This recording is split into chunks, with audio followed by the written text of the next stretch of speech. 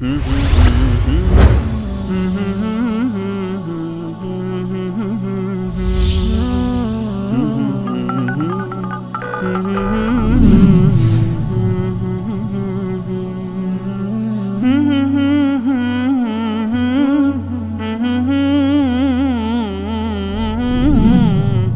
سلام، نبی هستم از ایران.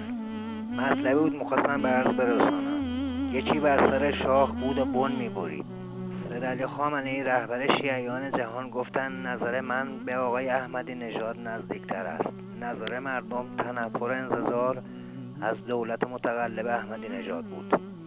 نظر سید علی خامنه‌ای نسبت به آقای خاتمی منفی بود و بیشترین سمپاشی را بر علیه او و کابینه‌اش به عمل آورد. ولی نظر ملت ایران به خاتمی مثبت و بیشترین آرا را چسب نمود. حکومت ولایت فقیه، شما که هرچه گفتید ملت عکس آن عمل نمودند. خوب بود یک مسجد برای اهل سنت در تهران می ساختید تا ملت نسبت به جامعه اهل سنت تنفر انزجار نشان دهند. حال که یک نمازخانه را تخریب کردید، عکس العمل ملت چه بود؟ قطعا نظر ملت مساعد و باورشان به جامعه اهل سنت 100 چندان شد. پیوستن هزاران هزار جوان ایرانی به جامعه اهل سنت را به موحدین جهان به خصوص شبکه وصال حق و شبکه جهانی کلمه تبریک میگویم. السلام علیکم و رحمت الله و برکاته. من خواهرتان از تاجیکستان، بیننده همیشگی شبکه جهانی وصال حق. الحمدلله که وصال حقم را یافتم. الحمدلله که الله مهربان این نعمت را باز بر ما منت گذاشت و وصالمان را به ما باز گردانده داد. الله مهربان شما را خدای بزرگوار نگهبان باشد و همیشه این شبکه پاینده باشد.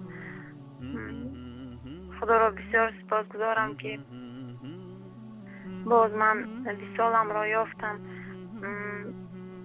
چقدر وقت ها گذشته بود که من وصال را نداشتم و بسیار اندوهگین بودم و الحمدلله که امروز یافتم و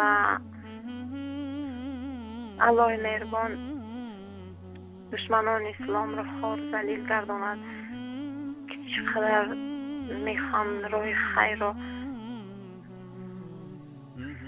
ببندن، ولی الحمدلله که فضل و رحمت الله مهربان هم است که آنها انشاءالله که این کار را نمیتونن کرد. از همه شما خدای بزرگوار سپاسگزار هستم.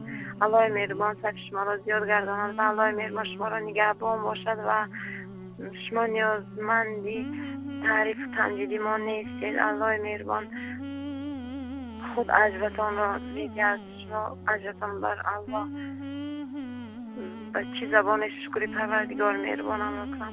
الحمدلله که در دنیا این گناه انسان نکار هستند. پس از مصیبتی که به سرم افتاد و از الله مهربانم بسیار میخواستم که مرا همنشین انسان نکار گرداند. الحمدلله که شمایان را به من الله مهربان نصیب گردان که همنشین شما باشم و همیشه از صحبت‌های شما استفاده برم. امید دارم که همیشه این شبکه پاینده باشد و همیشه پابرجا باشد و